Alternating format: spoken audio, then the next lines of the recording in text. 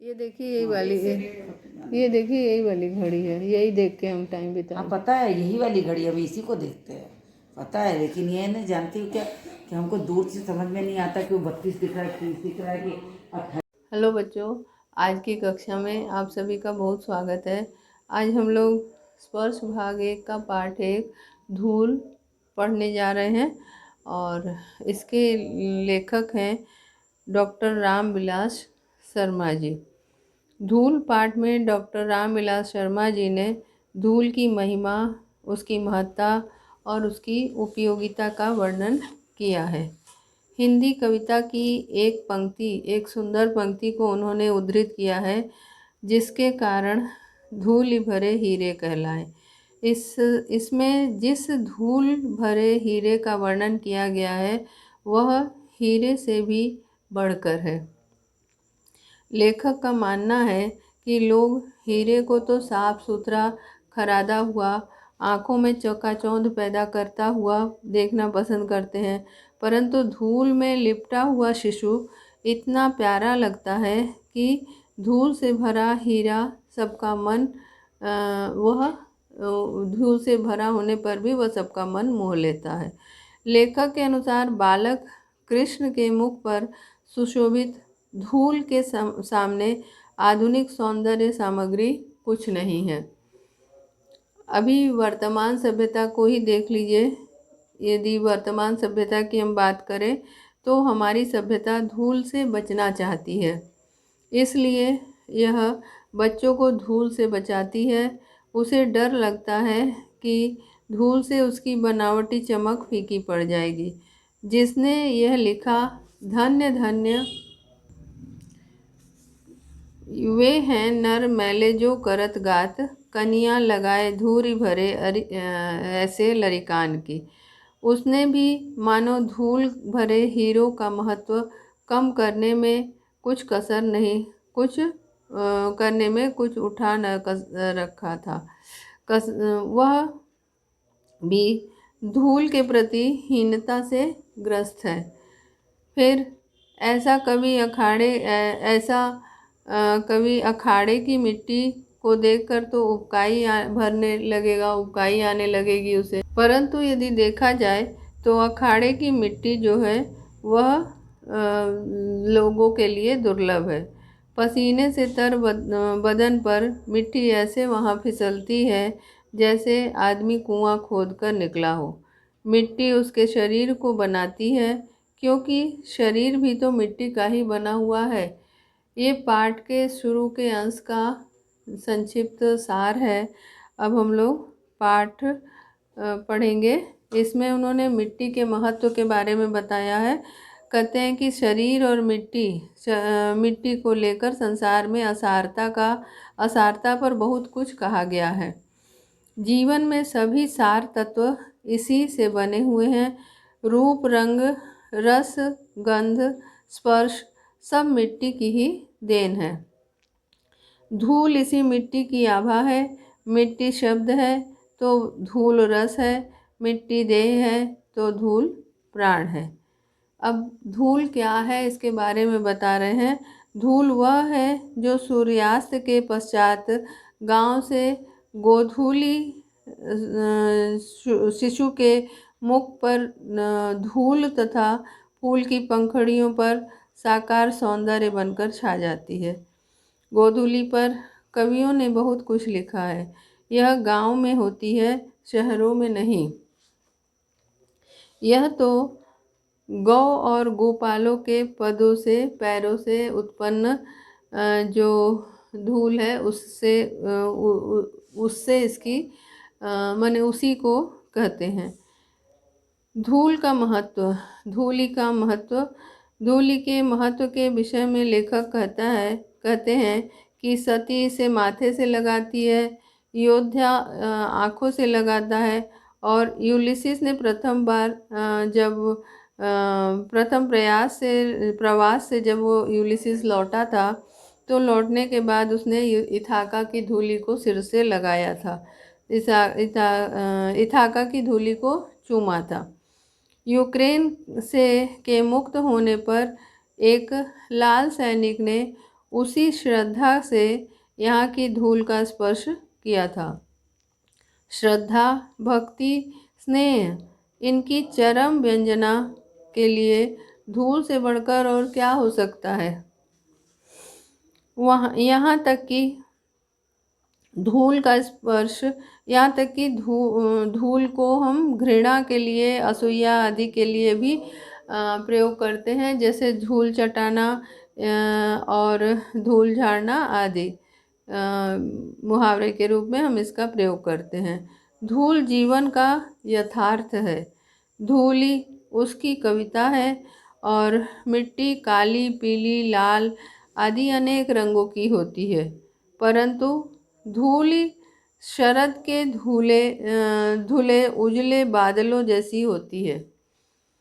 किसान के हाथ, पैर, मुंह आदि पर छाई हुई धूल ही असली हीरे हैं। जब हम यह जान जाएंगे तब हम हीरे से लिपटी हुई धूली को माथे से लगाना भी सीख जाएंगे। यानी लेखक हमें हर तरह से धूल के महत्व को समझाना चाहता है और हमें ये बताना चाहता है कि वास्तव में धूल का हमारे जीवन में बहुत ज़्यादा महत्व है। तो हम लोग आइए अब पहला पाठ पढ़ते हैं और उसके अर्थ को जानते हैं। पहला पाठ यानी कि धूल। हिंदी कविता की सबसे सुंदर पंक्तियों में से एक यह है, जिसके कारण धूलि भरे हीरे कहलाएं।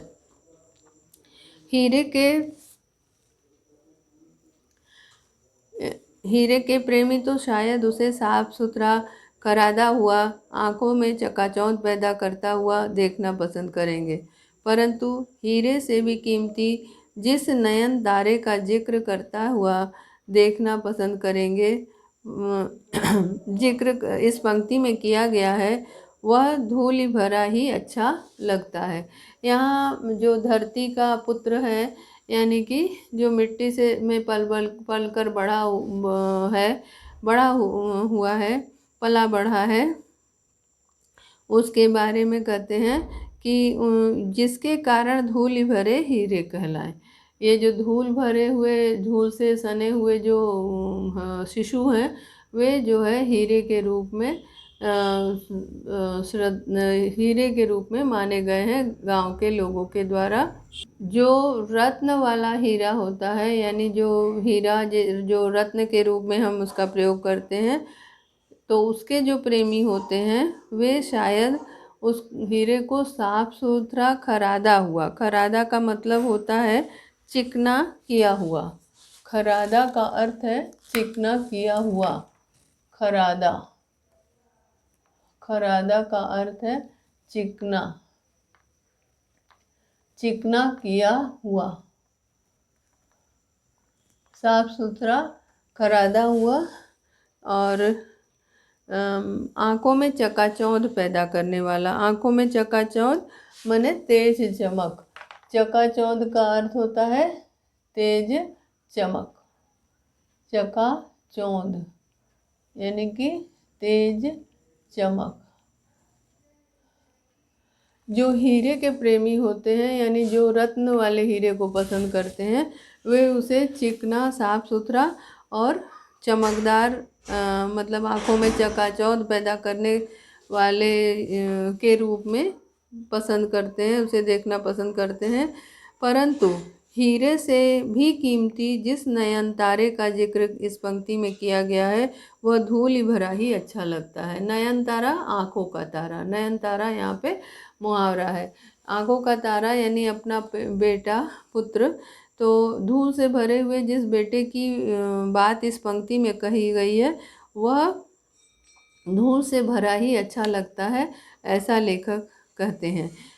जैसे कि जो बच्चे मिट्टी में खेले, पले, बढ़े और वे जो है ज़्यादा मिट्टी से सना हुआ उनका शरीर, उनका मुंह ज़्यादा सुंदर लगता है, वह धूल भरा ही अच्छा लगता है। जिसका बचपन गांव के गलियारे की धूल में बीता हो, वह इस धूल के बिना किसी शिशु की कल्पना कर ही नहीं सकता। लेखक कह रहे हैं कि जो भी व्यक्ति गांव के इस धूल में पल कर बड़ा हुआ है, वह इस धूल के बिना किसी बच्चे के बचपन को इस धूल के बिना किसी बच्चे के बचपन को किसी बच्चे का बचपन धूल के बिना होगा ऐसी वह कल्पना भी नहीं कर सकता। यानी कि उसके मन में ये बात रच बस गई है कि बच्चे जो है धूल में ही पलकर बड़े होते हैं। वह व्यक्ति जो गांव में पला बड़ा है, यानी कि जो धूल में पलकर बड़ा हुआ है, वह कभी ये सोच भी नहीं सकता, इस बात की कल्पना भी नहीं कर सकता कि कोई शिशु बिना धूल में खेले बड़ा हो सकता है। वह इस धूल के बिना किसी शिशु की कल्पना ही नहीं कर सकता। फूल के ऊपर जो रेणु उसका श्रृंगार बनती है, वही धूल शिशु के मुंह पर उसकी सहज पार्थिवता को निखार देती है। कह रहे हैं कि फूल के ऊपर जो रेणु रेणु यानी कि फूल के ऊपर एक पाउडर की तरह का चीज़ होता है जिसे बोलते हैं रेणु। तो फूल के ऊपर जो रेणु जैसी चीज़ होती है, उसके बिना, रेणु का अर्थ भी है धूल, मतलब एक पतला सा परत, पतली सी परत होती है धूल की। तो यहाँ पे ये कह रहे हैं लेखक कि फूल के ऊपर जो रेणु उसका श्रृंगार बनती है, जो धूल उसका श्रृंगार बनती है, मतलब उसको सुंदर बनाती है, हाँ, वही धूल शिशु के मुंह पर उसकी सहज पार्थिवता को निखार देती है। वही धूल जब किसी शिशु के मुंह पर लग जाती है तो उसकी पार्थिवता को निखार देती है। पार्थिवता यानी कि पृथ्वी से उत्पन्न। पहले रेणु का अर्थ जान लेते हैं। रेणु का अर्थ है धूल।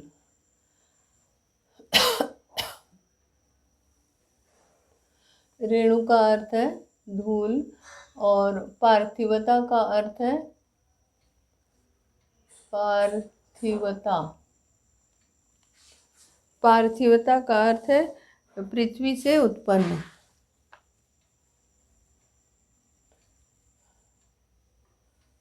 पृथ्वी से उत्पन्न पार्थिवता। तो कह रहे हैं कि जो व्यक्ति जो रेणु यानी कि जो धूल पुष्प का श्रृंगार बनती है, माने पुष्प को सुंदर बनाती है, वही धूल बच्चे के मुंह पे अगर लग जाए तो उसकी पार्थिवता को निखार देती है। निखारना मतलब उसके सौंदर्य को और बढ़ाना। निखारना यानी सौंदर्य को बढ़ाना। किसी बच्चे के मुंह पे यदि वह धूल लग जाए तो उसकी पृथ्वी से उत्पन्न जो सुंदरता है, उस सुंदरता को बढ़ावा देती है। लेकिन अभिजात वर्ग ने प्रसाधन सामग्री में बड़े बड़े आविष्कार किए, लेकिन बालकृष्ण के मुख पर छाई हुई वास्तविक गोधूली की तुलना में वह सभी सामग्री क्या धूल नहीं हो गई। यहाँ लेखक ये कह रहे हैं कि अभिजात वर्ग यानी जो उच्च वर्ग है समाज का, जो उच्च वर्ग होता है उसको अभिजात वर्ग कहते हैं। अभिजात वर्ग जो होता है उसे उच्च वर्ग, उसका पर्याय है उच्च वर्ग। यानी कि जो समाज का उच्च वर्ग है वह अपने सौंदर्य प्रसाधन के रूप में बहुत ही कीमती चीज़ों का प्रयोग करता है। प्रसाधन, प्रसाधन माने सौंदर्य, मतलब सजने संवरने का जो की चीज़ होती है, सामग्री होती है, वस्तुएं होती हैं, उसमें बड़े बड़े आविष्कार किए। इसमें बहुत नए नए आविष्कार होते जाते हैं और लोग उसका प्रयोग करते हैं। लेकिन बाल कृष्ण यानी कि जो बच्चा है उसके मुंह पर जो छाई हुई वास्तविक गोधूली है, जो गोधूली है माने कि गाय के पैर से उठी हुई धूल, अगर वो किसी बच्चे के चेहरे पे अगर धूल लगी होती है तो उसकी तुलना में सारी जो प्रसाधन सामग्री, जो कीमती प्रसाधन सामग्री, श्रृंगार का जो सामान होता है ना, उसे बोलते हैं प्रसाधन सामग्री। तो सारी जो प्रसाधन सामग्री है उसकी तुलना में बेकार है। धूल हो जाना, धूल हो जाना का अर्थ है बेकार हो जाना। धूल नहीं हो जाती यहाँ पे धूल नहीं होती, यानी बेकार धूल हो जाना, एक मुहावरे के तरह से इसका प्रयोग हुआ है। धूल होना यानी कि बेकार साबित होना, बेकार साबित होना। यानी कि उनके कहने का मतलब है कि कितना भी आप कीमती प्रसाधन सामग्री का प्रयोग करें, लेकिन अगर कोई भी किसी भी बच्चे के मुंह में माने वास्तविक जो रेणु है यानी गोधूली है, गाय के खुर से निकली हुई धूल है, यदि वह लगी हुई होती है, यानी कोई भी मिट्टी अगर लगी हुई होती है तो उसके सौंदर्य को ज़्यादा बढ़ा देती है, क्योंकि वह सौंदर्य सामग्री जो बहुत कीमती है वह उसके सामने धूल है। धूल यानी कि बेकार है। ठीक है, अब आगे हमारी सभ्यता इस धूल के संसर्ग से बचना चाहती है। हमारी सभ्यता इस धूल के संसर्ग से, संसर्ग यानी कि साथ, संसर्ग का अर्थ क्या है? साथ। हमारी जो सभ्यता है, मतलब हम जो सभ्य मानते हैं, जिसे सभ्य मानते हैं, वे क्या करते हैं? वे धूल के साथ से, धूल के सोहबत से में आना पसंद नहीं करते हैं, वे उससे बचना चाहते हैं। वह आसमान में अपना घर बनाना चाहती है। आसमान में घर बनाना, ये भी एक मुहावरा है। आसमान में घर बनाना मतलब ऊंचे ऊंचे सपने देखना, बड़े बड़े सपने देखना, उसको कहते हैं आसमान में घर बनाना। यानी कि जो हमारी सभ्यता है वह धूल से अपने आप को बचाना चाहती है और साथ में वह आसमान में अपना घर बनाना चाहती है। इसलिए शिशु भोलानाथ से कहती है, धूल में मत खेलो। शिशु भोलानाथ एक काल्पनिक नाम है, यानी कि वह अपने बच्चे से कहती है कि वह धूल में न खेले। क्यों?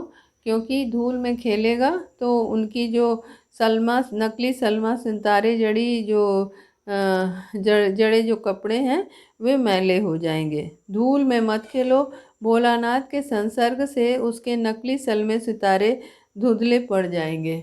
यानी जो उसके नकली चमकदार जो कपड़े हैं, सलमा सितारे जड़े, सलमा सितारा एक तरह का चमकने वाली एक तरह की चीज़ होती है। तो कह रहे हैं कि जो शिशु भोलानाथ है, जो कि धूल से लिपटा हुआ है, ऐसे बच्चे के संसर्ग में, मतलब ऐसे बच्चे को गोद लेने में या साथ करने में, संसर्ग यानी कि साथ, तो साथ करने में क्या होगा कि नकली जो चमक वाली चीज़ें, माने चमक वाला वस्त्र है, वो गंदा हो जाएगा, उसकी चमक फीकी पड़ जाएगी। धूल भोलानाथ के संसर्ग से उसकी नकली सलमे सितारे धुंधले पड़ जाएंगे। जिसने लिखा था, धन्य धन्य वे हैं नर मैले जो करत गात, कन्या लगाए धूली ऐसे लरिकान को।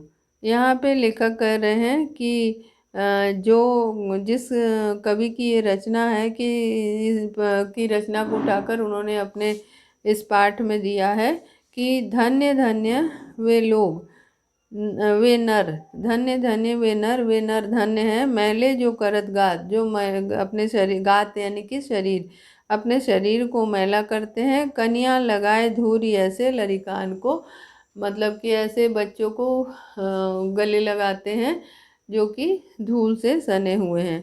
इसमें भी मानो धूल भरे हीरे का महत्व कम करने के लिए कुछ उठा नहीं रखा है।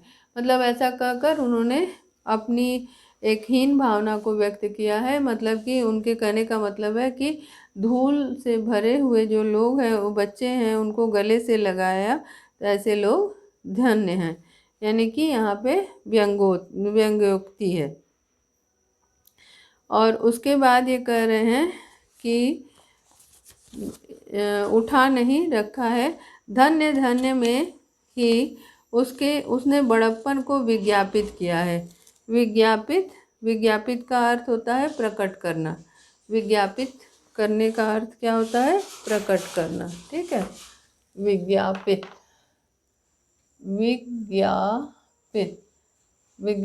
का अर्थ है प्रकट। ठीक है। तो यहाँ पे कह रहे हैं वे लोग धन्य हैं जो कि ये धन्य धन्य में धन्य धन्य कहकर उसने उन लोगों के बड़प्पन को विज्ञापित किया है, उनके बड़प्पन को प्रकट किया है जो लोग ऐसे बच्चों को गोद में लेते हैं। फिर मैले शब्द से अपनी हीन भावना को व्यंजित किया है और उसके बाद उन्होंने मैले शब्द कहकर मैले जो करत गात, इसमें मैले शब्द कहकर अपनी हीन भावना का, उनकी जो हीन मनोदशा है उसका वर्णन किया है। ऐसे लरिकान कहकर उसने भेद बुद्धि का परिचय दिया है। ऐसे लरिकान, लरिकान माने लड़कों यानी बच्चों, ऐसा ये कहकर उसने भेद बुद्धि माने अंतर को उन्होंने अंतर वाली, मतलब जो बच्चे में जो अंतर होता है उस अंतर को की जो अंतर करने की जो भावना है उसका परिचय दिया है। वह हीरो का प्रेमी है, धूल भरे हीरो का नहीं। और शहरों में रहने वाले ऐसे लोग जो धूल को पसंद नहीं करते हैं, वह कैसे होते हैं? वे जो साफ सुथरे खरादे हुए हीरो को पसंद करते हैं और जो धूल भरे हीरे होते हैं यानी मिट्टी में जो पले बड़े होते हैं उन को वो पसंद नहीं करता है। शिशु भोलानाथ के संसर्ग से तो मैले जो करत गात की नौबत आई। अखाड़े की मिट्टी में सनी हुई देह से तो कहीं उबकाई ही आने लगे। कह रहे हैं कि जैसे जो मिट्टी से परहेज करते हैं ऐसे लोग जो है शिशु भोलानाथ के संसर्ग से वे ऐसा कहते हैं कि मैले जो करतगात यानी कि जिनके शरीर, जिनका जो पूरा सलमा सितारा जड़ा जो कपड़ा है वह मैला हो जाएगा। ऐसा कहकर जो लोग ऐसा कहते हैं, ऐसा मानते हैं कि मिट्टी से सने बच्चों को यदि गोद लिया जाए तो उनका उनका सौंदर्य, उनके सौंदर्य में कमी आ जाएगी, उनकी जो नकली चमक है वह कम हो जाएगी। ऐसे लोगों को लेखक कहते हैं कि अगर अखाड़े में जाना पड़े और अखाड़े की सनी मिट्टी से सनी किसी के देह को अगर देखना पड़े तो उनको सीधे उबकाई आ जाएगी यानी कि उल्टी आ जाएगी। उबकाई का अर्थ क्या है? उल्टी। उबकाई का अर्थ क्या है? उल्टी।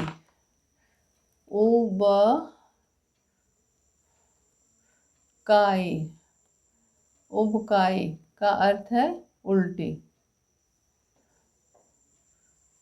ठीक है, उबकाई का क्या अर्थ है? उल्टी।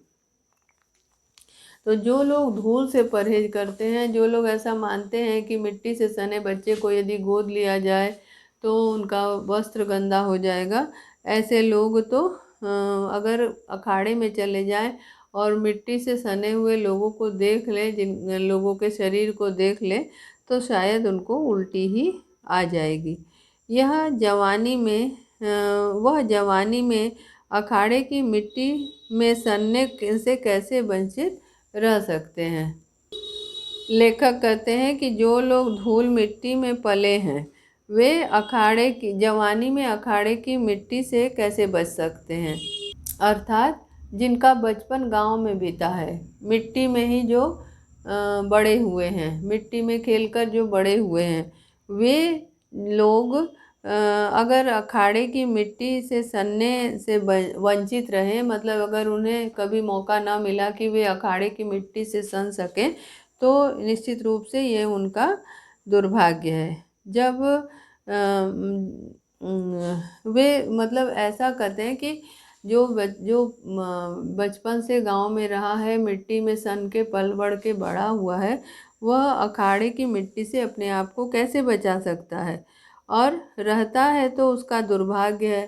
कहते हैं कि अगर वो बचा सकता है, अगर अपने शरीर को उस मिट्टी से सनने से बचाता है तो वह निश्चित रूप से उसका दुर्भाग्य ही माना जाएगा। और क्या, यह साधारण धूल नहीं है, वरन तेल और मट्ठे से सिझाई हुई वह मिट्टी है जिसे देवता पर चढ़ाया जाता है। लेखक यहाँ कह रहे हैं कि जो अखाड़े की मिट्टी होती है वह मिट्टी कोई साधारण मिट्टी नहीं होती है। वह मिट्टी जो है सिझाई गई यानी कि पकाई गई। माने जैसे कि किसी भी रसदार किसी मिठाई में अगर मतलब कि उसको यदि रस में डाला जाए तो उसमें जैसे रस अंदर तक पहुंच जाता है, उसको कहते हैं सिझाना। तो यहाँ पे कह रहे हैं कि अखाड़े की मिट्टी कोई साधारण मिट्टी नहीं है, बल्कि उस मिट्टी में तेल और मट्ठे से वह जमीन जो है, वह मिट्टी जो है सींची हुई है। यानी कि उस मिट्टी में तेल मतलब पहलवानों के शरीर में जो तेल लगाता है और वर्जिश करने के बाद जो पसीना आता है और पीने के लिए जिस मट्ठे का प्रयोग करते हैं, उसी का प्रतिफल है कि उनके बदन से पसीना आता है और उस पसीने से मिट्टी जो है गीली होती है। तो लेखक ये कह रहे हैं कि ये जो अखाड़े की मिट्टी है वह कोई साधारण मिट्टी नहीं है। वह कैसी मिट्टी है? वह तेल से और मट्ठे से सिझाई गई है। ठीक है, वह तेल से और मट्ठे से सिझाई हुई मिट्टी है। यानी कि अखाड़े की मिट्टी कोई साधारण मिट्टी नहीं है। वह तेल और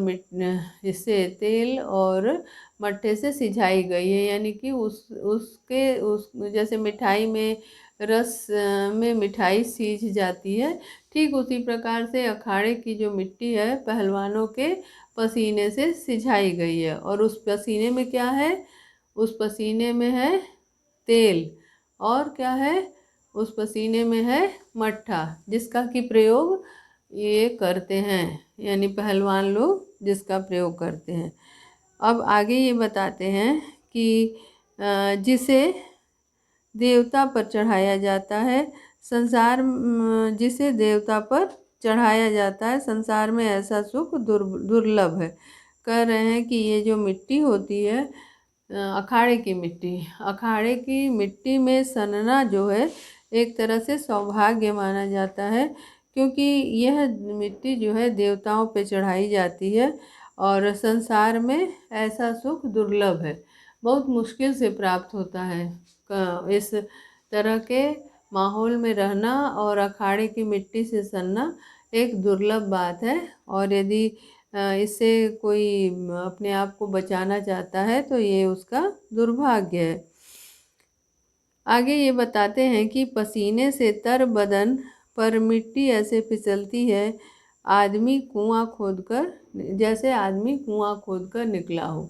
यानी कि जब व्यक्ति वर्जिश करता है, यानी कि जब वो कसरत करता है, तो उसका शरीर जो है पसीने से लस्त हो जाता है, उसके शरीर से पसीना बहने लगता है। तो पसीने से तरबतर माने पूरी तरह से भीगा, पसीने से तरबतर मिट्टी ऐसे फिसलती है। पसीने से तरबतर उसके बदन से मिट्टी इस प्रकार फिसलती है, यानी कि वर्जिश करने के पहले उसने जो अपने शरीर में मिट्टी लगाई थी, अखाड़े की मिट्टी लगाई थी, वह अब ऐसे फिसलती है जैसे लगता है कि वह आदमी कुआं खोद कर आया हो। यहाँ कुआं खोद कर आना भी एक तरह का मुहावरा है। इसका अर्थ है बहुत परिश्रम करना। तो जो पहलवान हैं उनके बदन से जब पसीना निकलता है, लेखक कहते हैं कि वह ऐसा प्रतीत होता है कि मानो यह मिट्टी जो है मतलब उस पे मिट्टी एकदम उनके शरीर पे तेल लगे होने के कारण फिसलने लगती है। अब आगे यहाँ पे ये बता रहे हैं कि यहाँ ये कहते हैं कि आदमी उसकी मांसपेशियाँ फूल जाती हैं, वर्जिश करते करते उसकी मांसपेशियाँ फूल जाती हैं, यानी मांसपेशियाँ उसकी मजबूत होती हैं। आराम से वह हरा होता है, आराम से वह हरा होता है, यानी कि वह तरोताज़ा होता है। हरा होना यानी कि तरोताज़ा। वह वहाँ पे जब मतलब कुश्ती करने के बाद खाली होता है तो वह मानो आराम से तरोताज़ा हो जाता है।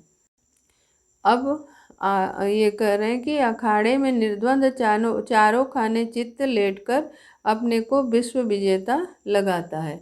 चारों खाने चित्त होना ये एक मुहावरा है। चारों खाने चित्त होने का अर्थ है माने पराजित होना। कि ऐसा लगता है कि वह लेट करके ज़मीन में लेट करके उस मिट्टी को मतलब वह अपने को विश्व विजेता मतलब ऐसा लगता है किसी को वह हरा करके विश्व विजेता बन गया है। ठीक है। मिट्टी उसके शरीर को बनाती है क्योंकि शरीर भी तो मिट्टी की ही बनी हुई है। वो जो पहलवान है उसके शरीर को मिट्टी ही उसके शरीर को बनाती है। यानी आपको हमने शुरू से ही कहा है कि बच्चे जो है इस मिट्टी में ही पलकर बड़े होते हैं। गांव के बच्चे मिट्टी में ही पलकर बड़े होते हैं। तो यहाँ पे यही बताया जा रहा है कि जो वे निर्द्वंद चारों खाने चित्त होकर माने कि ना बिना किसी द्वंद्व के निर्द्वंद माने उन्हें किसी तरह की चिंता नहीं होती। वे चारों खाने चित्त लेटे रहते हैं और ऐसे में लेट कर वे अपने को विश्व विजेता लगाता है। यानी कि उसे ऐसा प्रतीत होता है कि उसने विश्व पर जीत हासिल कर ली है। अब हम लोग आज की कक्षा यहीं समाप्त करते हैं। शेष अगली कक्षा में पढ़ेंगे। धन्यवाद।